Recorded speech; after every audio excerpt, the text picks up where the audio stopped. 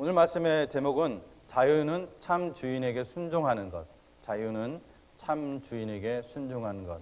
이게 제목이자 또 결론입니다. 이런 문제것을 알고 하는 오늘 말씀을 들으시기 바랍니다. 이슬람 지역이 다른 곳과 가장 다른 점은, 이 선교에 있어서 가장 다른 점은, 선교 외의 다른 부분에서 가장 다른 점은 종교의 자유가 없다라는 것이라고 여러분에게 지난주에 말씀을 드렸었습니다. 그래서 오늘날 이 불교, 힌두교, 유대교, 그 밖의 종교에서 다른 신앙을 전하거나 혹은 다른 종교를 믿는다고 해서 이슬람처럼 심하게 핍박을 하지는 않습니다. 왜냐하면 이슬람의 경전인 꾸란이 그걸 따라야 되잖아요. 그걸 믿는 사람들은 그 꾸란이 그것을 그렇게 하도록 가르치고 있기 때문에 이것은 앞으로도 결코 변하지 않을 것입니다. 그래서 이슬람 선교는 다른 어느 지역의 선교보다 전문적인, 이슬람에 대한 전문적인 지식과 그 다음에 지혜가 필요합니다. 그냥 다른 지역의 선교처럼 그냥 오직 믿음으로 가면 되겠지 하고 가는 것은 사실 어리석은 짓입니다. 그런 방식은 오랫동안 많은 것을 희생하며 닦아놓은 그 이슬람 선교의 길들을 파괴시켜버리고 맙니다. 뿐만 아니라 은밀하게 사역해온 다른 선교사님들을 심각한 위험에 빠지게 만듭니다.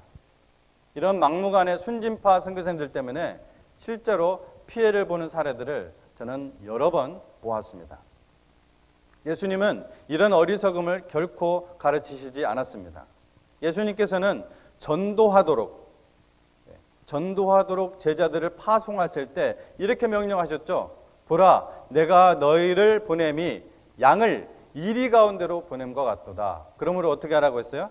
뱀같이 지혜롭고 비둘기같이 순결하라. 지혜로워야 됩니다. 우리가 우리 믿음에 있어서는 순결해야 되지만은 그 방식에 있어서 뱀같이, 이 정확한 원어적인 의미는 뱀보다입니다. 뱀보다 지혜로우라고 하는 거예요. 우리는 성령께서 주신 그러한 지혜가 있기 때문에 그러한 지혜를 받을 수가 있습니다. 하나님께 구하면. 오늘 우리는 인도네시아와 또 아랍 난민 선교의 파트너 교회로서 이 이슬람 선교를 위한 간단한 지식과 그 다음에 이슬람에 대한 하나님의 마음, 이슬람에 대한 하나님의 선교 명령을 살펴보기를 원합니다. 자, 먼저 이슬람의 꾸란의 가르침에 대해서 아주 간략하게 말씀을 드리면은 이슬람이라는 의미는 먼저 복종이라는 의미입니다. 복종. 그래서 무슬림은 이 이슬람 종교를 믿는 사람을 가리킬 때 무슬림이라고 하고요. 그래서 아담과 하와는 천상에서 죄를 짓고 그에 대한 대가로 이 땅에 추방되었다고 꾸란은 가르치고 있습니다. 그러니까 성경과는 전혀 다른 가르침이죠. 하나님께서는 6일 동안 창조하신 다음에 보시기에, 특히 6일째 마지막 날은 모든 것을 보시고 보시기에 심히 좋았더라 하는 그러한 세상인데, 꾸란의 입장에서는 죄를 지은 사람을 보내는 일종의 추방 장소 같은 곳이 이 세상이에요. 전혀 다른 개념이죠. 그리고 그게 추방된 이 아담과 하와는 광야에서 방황하다가 이 아라비아 반도의 그 메카 부근에서, 메카는 그 홍해 부근에 있습니다. 메카 부근에서 멈추고 그곳에서 이 카바 신전을 지어서 유일신을 경배하였다, 이렇게 꾸란에 얘기합니다.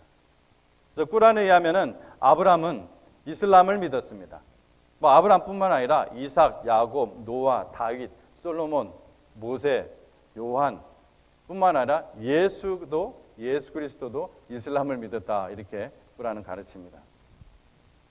이슬람교는 예수님 승천 후에, 예수님이 부활 승천하신 후에 600년이 지난 뒤에 모하메드, 모하멧 여러 가지를 부르죠. 이 발음 때문에 모하메드가 태어나서 만든 종교예요.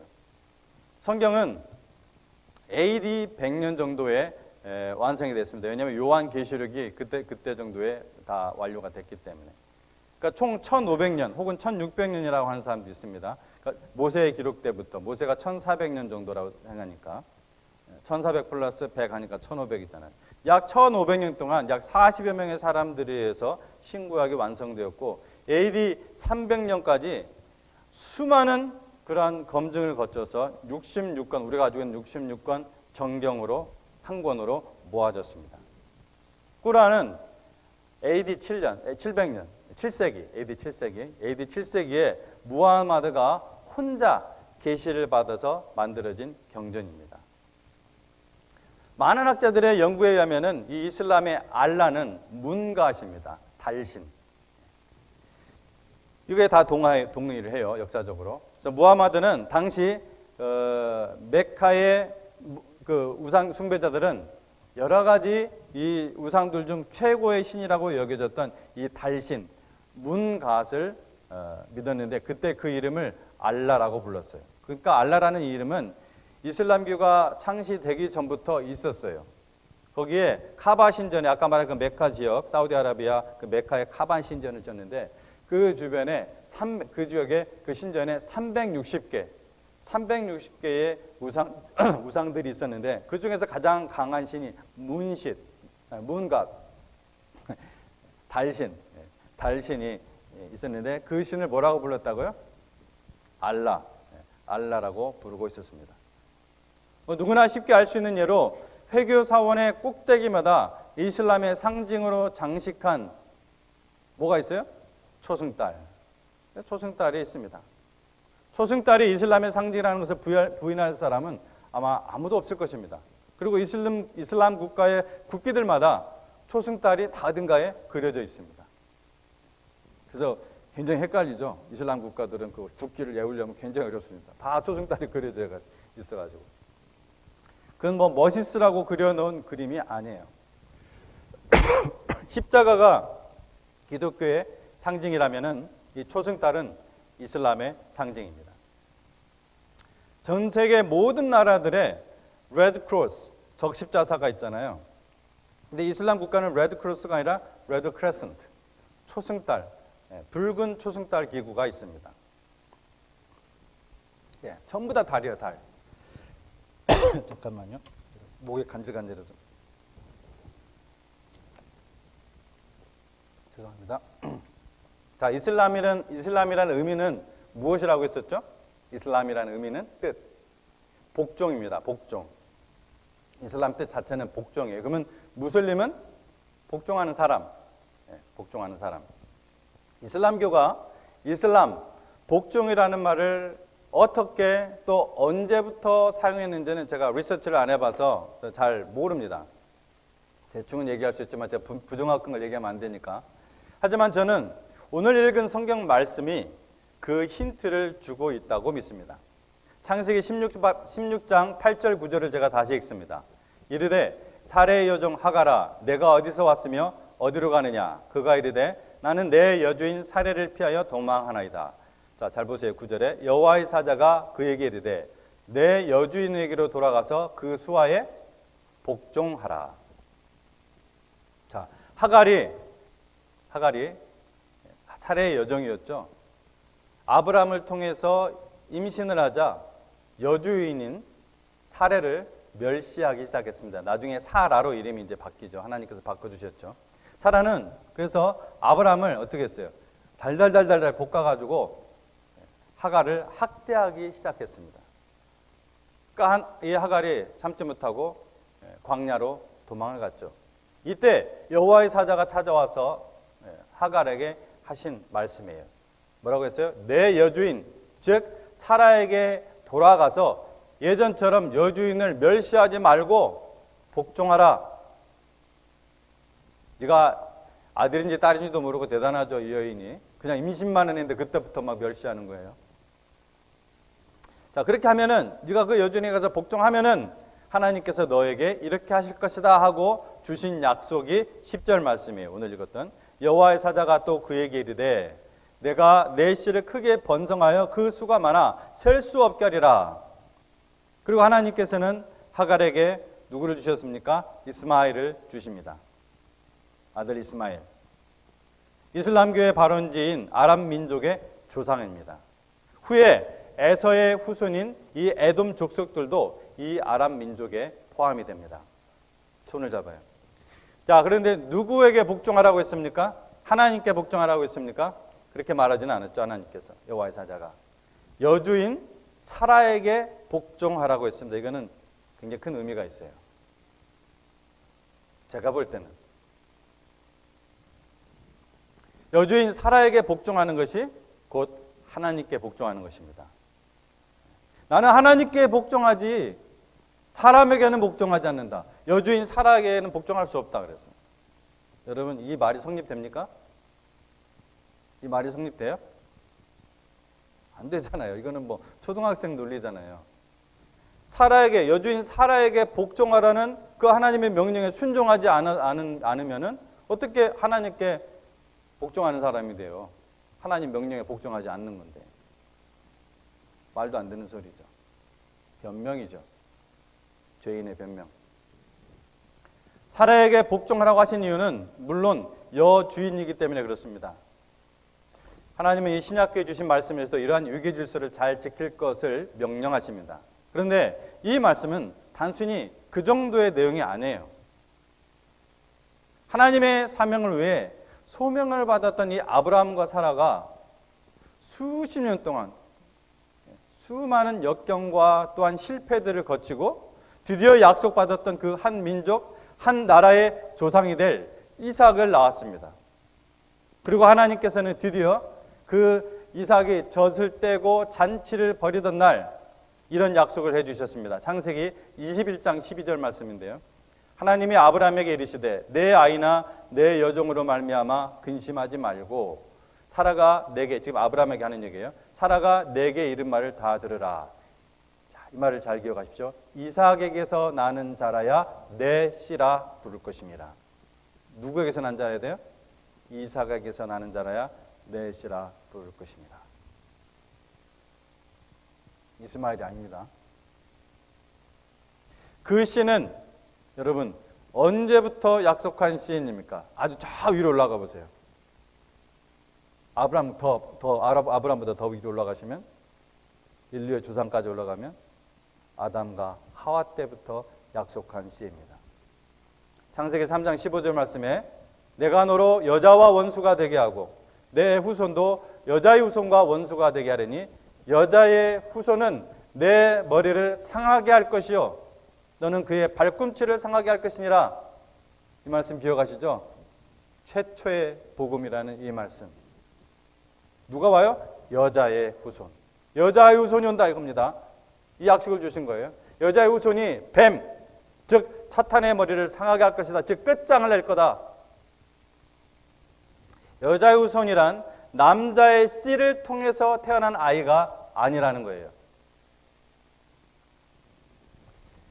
자, 사라의 아들 이삭의 혈통을 통해서 누가 온다?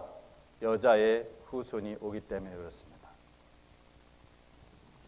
이것이 이렇게도 중요하기 때문에 여러분 복음서 넘어가면 제일 먼저 첫 번째 나오는 복음서가 뭐죠? 제일 먼저 나오는 신약성경 마태복음. 마태복음 제일 먼저 시작되는 말이 뭐예요? 아브라함과 다윗의 자손 예수의 족보라. 족보 얘기가 쭉 나와요.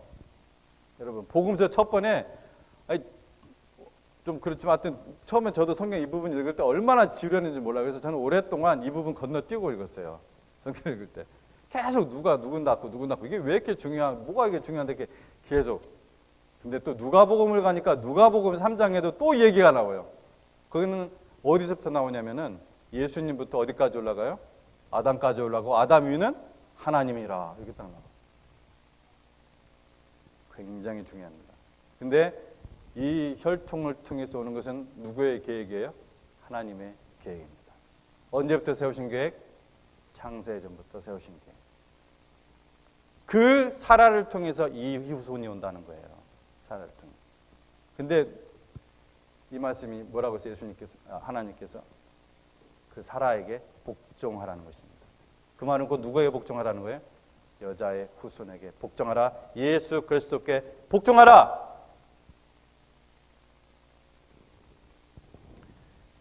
주전 730여 년 전 여호와 하나님께서는 선지자 이사야를 통해 이렇게 말씀하셨죠. 보라, 처녀가 잉태하여 아들을 낳을 것이요 그의 이름을 임마누엘이라 하리라. 처녀가 잉태하여 여자의 후손. 임마누엘 뜻이 뭐예요? God with us. 우리와 함께 하신 하나님. 하나님이 우리와 함께 하시다. 사람이 되어 인자로 오신 그 예수 그리스도 아들 하나님 임마누엘. 그리고 마리아 남편 요셉에게 주의 사자가 나타나서 이렇게 전하죠. 마태복음 1장 23절에 보라 처녀가 잉태하여 아들을 낳을 것이요 그의 이름은 임마누엘이라 하리라 하셨으니 이를 번역한즉 하나님이 우리와 함께 계시다 함이라. 가브리엘이 직접 해석을 해줘요. 풀이를 해줘요. 요셉에게. 자, 이번엔 예수 그리스도입니다. 즉 사랑에 복종하라는 것은 단순히 여주인이니까 순종하라는 것이 아니라 하나님의 구속사적 계획 속에서 명령하고 계시는 거예요. 이게 지금 여자의 후손 그리스도 예수께 복종하라. 이슬람은 누구에게 복종하라는 것입니까? 이슬람 뜻이 뭐라고요? 복종한다. 무슬림의 뜻은 뭐예요? 복종하는 사람. 근데 그들은 누구에게 복종하고 있어요? 알라에게 복종하고 있습니다. 알라에게. 성령이 아닌 마귀의 영에 계시된 이 꾸라는 그리스도 예수가 아닌 알라에게 복종하라고 명령합니다. 그들은 유일신이라고 믿고 주장하고 있지만 이 알라는 이슬람교 이전부터 존재했던 그러한 거짓신의 이름이라는 것을 여러분에게 말씀을 드렸어요. 이슬람은 참된 자유도 없을 뿐만 아니라 이슬람교를 믿지 않을 자유도 없습니다. 이슬람에는 보호받는 백성이라는 뜻의 딤미라는 단어가 있습니다. 딤미. 이슬람 치하에서 살면서 이슬람을 믿지 않는 사람들을 뜻하는 말인데 이슬람 치하에서 이 딤미 백성은 이슬람을 안 믿는데 영원히 열등 시민이 되어서 그에 따른 세금을 엑스트라의 세금을 내야 되고 온갖 사회적 법적 제한과 차별을 받아야 됩니다. 이 주장을 지금도 합니다. 역사 속에서도 있었지만 이 주장을 지금도. 딤미에서 해방되는 방법은 뭐예요? 이슬람으로 개종하든지 아니면 죽는 거예요. 결국 이슬람교를 믿지 않을 자유는 없습니다. 제가 생각할 때 이슬람교에 대한 최고 권위자라고 여겨지는 버나드 루이스, 무신론자입니다. 가장 객관적인 분이라고 저는 봐요. 이 중세에 타락한 로만 캐톨릭은 불신자에 대한 차별이 이슬람보다 더 심했다고 합니다. 여러분, 그것은 더 이상 기독교가 아닙니다. 좀 더 이상 기독교가 아니에요. 하나님과의 이 사랑의 관계, 인격적인 관계 회복을 위한 이 믿음의 자유를 인간이 종교라는 제도 속에서 불이익을 주고 강요하고 협박하는 짓은 결국 하나님을 모독하는 행위입니다. 하나님의 무서운 심판을 받을 겁니다. 하나님의 교회는 하나님의 말씀을 그대로 전하는 것이 사명이에요. 하나님의 말씀에 어떤 제도 속에서 어떤 시스템 속에서 인간이 만든 시스템 속에서 더하기 하거나 빼기를 하면 안 돼요. 요한계시록 성경책이 제일 끝에 제일 끝장에 22장 28절 19절 제가 아주 자주 하는 얘기죠. 내가 이 두루마리의 예언의 말씀을 듣는 모든 사람 중에 증언하노니 만일 누구든지 이것들 외에 이 성경책 외에 더하면 하나님이 이 두루마리에 기록된 재앙들을 그에게 더하실 것이요 만일 누구든지 이 두루마리 예언의 말씀에서 제하여 버리면 하나님이 이 두루마리에 기록된 생명나무와 및 거룩한 성에 참여함을 제하여 버리시리라. 이건 정말 엄청나게 무서운 경고입니다. 하나님께서는 오직 여자의 후손, 남자의 씨가 아닌 성령으로 잉태하시고 처녀의 몸에서 태어나신 그리스도 예수만이 구원의 길이요 진리요 생명이라고 말씀하십니다. 구원은 하나님의 말씀과 그 다음에 하나님의 영, 즉 성령이 일하시고 그 다음에 인간이 온전한 믿음으로 그 복음을 듣고 반응할 때 일어나는 거예요. 그래서 협박을 통해 조작을 통해 믿음을 강요할 수는 없는 것입니다. 협박이나 조작을 통한 믿음은 하나님이 받으시는 믿음이 결코 아닙니다. 오히려 그것은 죄악이에요. 자유는 하나님께서 만드신 것이고 주신 것이고 주인이시기 때문에 그것을 어떤 조직이나 나라나 종교가 협박하고 강요하는 것은 하나님을 모독하는 신성 모독입니다. 그렇기 때문에 이 땅에서는 모든 인간이 예수 그리스도의 이 복음을 하나님의 거룩하신 사랑으로 인해서 주신 이 자유로 믿음으로 반응할 수도 불신으로 반응할 수도 있어요. 이 땅에서는. 그래야 믿음이니까. 하지만 성경은 분명히 복음을 통해 영원한 사망으로부터 구원받지 못한 사람들의 그 운명을 경고해놓고 왔습니다.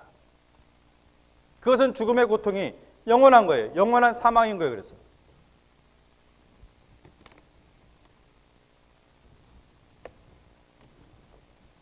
옛날에는 기침도 그냥 자연스럽게 했는데 요즘 기침하는 것도 아주 불편해서 구원받지 못한 모든 사람은 죄로 말미암아 이미 형벌 아래 놓여 있습니다. 요한복음 3장 16절에 18절 말씀에 하나님이 세상을 이처럼 사랑하사 독생자를 주셨으니 이는 그를 믿는 자마다 멸망하지 않고 영생을 얻게 하려 하심이라.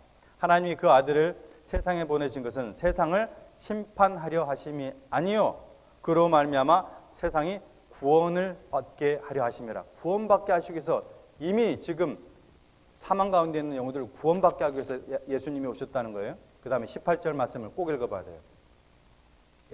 이왕이면 여러분 시제까지 잘 보시면 좋습니다. 그를 믿는 자는 심판을 받지 않은 것이요 믿지 아니하는 자는 하나님의 독생자의 이름을 믿지 아니함으로 벌써 심판을 받은 것이라.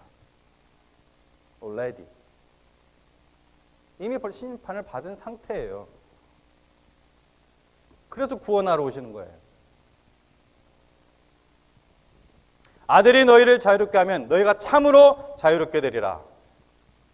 여러분, 결국 자유는 누구를 주인으로 복종하느냐의 문제입니다. 하나님은 모든 사람이 죄인이라고 선언하십니다. 죄인은 자기가 알든 모르든 인정하든 인정하지 않든 마귀가 이미 주인 노릇하고 있습니다. 마귀가. 무슬림은 알라에게 복종합니다. 예수님을 믿는다는 것은 자유의 주인이신 예수님을 주님으로 복종한다는 것입니다. 그래서 요한복음 3장 36절 말씀에 아들을 믿는 자는 영생이 있고 그 다음에 뭔지 아세요? 아들을 믿지 않는 자로 얘기하지 않고 뭐라고 했어요?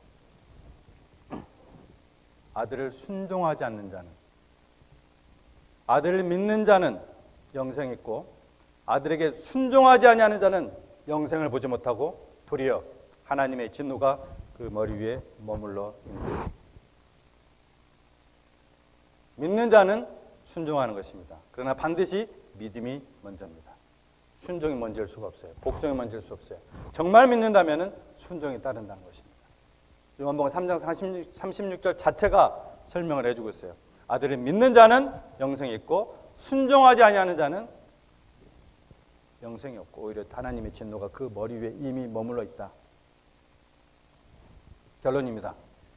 이슬람 선교는 알라에게 복종하는 영혼들을 하나님의 말씀처럼 그리스도께 복종하게 하는 것입니다. 그리스도께 복종하게 하는 하나님의 예정된 선교예요.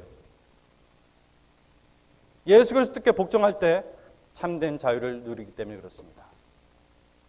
믿음으로 구원받고 이 비밀을 알게 된 예수님의 그 제자들은 그래서 주 안에, 그리스도 안에, 하나님 안에 이 말을 성경에서 아주 습관적으로 사용을 합니다. 주 예수 그리스도께서 주시는 자유는 모든 죄의 속박으로부터의 자유고 모든 마귀의 그 권세로부터의 자유고 영원한 생명, 영생의 자유이고 어떤 환경에도 구애받지 않는 자유입니다. 이것이 예수님이 주시는 자유예요. 우리 다 같이 눈을 감고 잠깐 기도하겠습니다.